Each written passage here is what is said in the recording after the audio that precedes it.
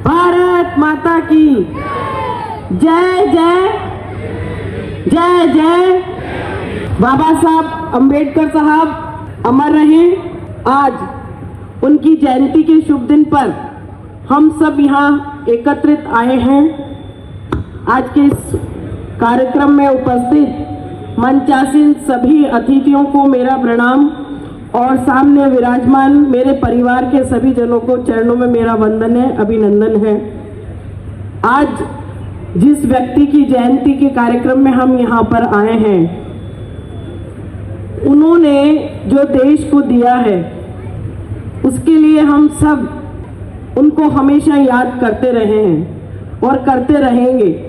बाबा साहब का जन्म 1891 में मध्य प्रदेश के महू में हुआ और उसके बाद उन्होंने यहाँ शिक्षा ग्रहण करके बाहर भी जाके शिक्षा ली और साथ ही साथ उन्होंने स्वतंत्रता की बात और अन्य समाज सुधारकों की बात करी। आज हम जो देश में आराम से स्वतंत्रता से जी पाते हैं, अपनी बात रख पाते हैं, कहीं भी कोई बात होती है तो हम अपने अधिकारों की बात करते हैं, यह सब देन उन्हीं की है, क्योंकि उन्होंने ऐसा संविधान बनाया जिस पर देश आज तक चल रहा है और आगे भी चलेगा। वे हमेशा सुधारवादी रहे हैं। समाज में सबको समानता का अधिकार मिले, अधिकारों के लिए लड़ना भी सिखाया है, तो कर्तव्य को निभाने की बात भी उन्होंने अपनी बातों में कही है। और मैं आज इस अवसर पर यही कहना चाहती हूँ कि आदरणीय हमारे बाबा साहब के पद चिन्हों पर चलकर वो व्यक्ति एक व्यक्ति नहीं थे, वो स्वयं एक संस्था थे, वो स्वयं एक विचारधारा थे। आज उनकी विचारधारा को हम अपने साथ लेकर चलेंगे जीवन में और उनकी विचारधारा को घर घर तक पहुंचाने का संकल्प आज हम लोग यहाँ से लेके जाएंगे। वो किसी भेदभाव में विश्वास नहीं करते थे, जाति पाति धर्म का कोई भेद नहीं उन्होंने रखा। उन्होंने कहा कि जिसकी जितनी योग्यता है, जो जितना योग्य है, उसको उतना उसका मान सम्मान और काम मिलना चाहिए। ये उन्होंने एक बहुत बड़ी बात उस समय भी कही थी और आज ये प्रासंगिक है। तो मैं आज बस आप लोगों से इतना ही निवेदन करना चाहूँगी कि हमेशा हम उनको आज 134वीं उनकी जयंती है तो हमेशा मनाते रहे हैं। लेकिन भारतीय जनता पार्टी ने जब से सरकार में आए हैं, बाबा साहब के नाम पर बहुत सारे काम किए हैं, क्योंकि उनको सम्मान दिया है। उन्होंने जो जीवन भर काम किया, जीवन पर्यंत जो उन्होंने देश को दिया है, उसके लिए उनका सम्मान होना बहुत आवश्यक था। तो भारतीय जनता पार्टी की सरकार जब से बनी है, उनके विचारों को योगदान और सम्मान देने के लिए पंच तीर्थ की स्थापना भारतीय जनता पार्टी ने करी।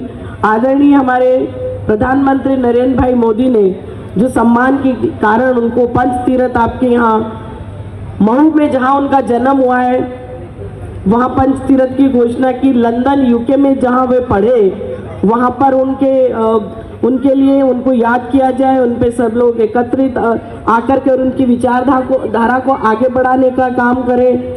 नागपुर में भी जहाँ उन्होंने बौद्ध धर्म अपनाया और मुंबई जहाँ उनका निवास राजगृह स्थित है और दिल्ली जहाँ उन्होंने अंतिम समय बिताया और समाधि स्थल है, इन पंच तीर्थों की स्थापना करी है।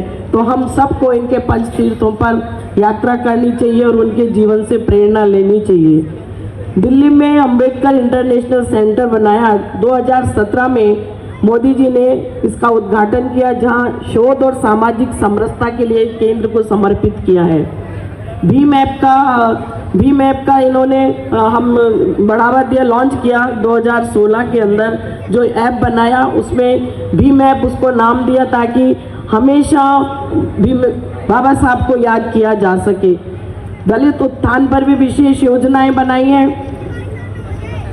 दिल्ली सरकार ने पिछड़े वर्ग के लोगों के लिए, क्योंकि बाबा साहब का भी यही ध्येय था कि अंतिम छोर पे खड़े व्यक्ति का भी उत्थान होना चाहिए, यही हमारे आदरणीय प्रधानमंत्री जी का भी उद्देश्य रहा है।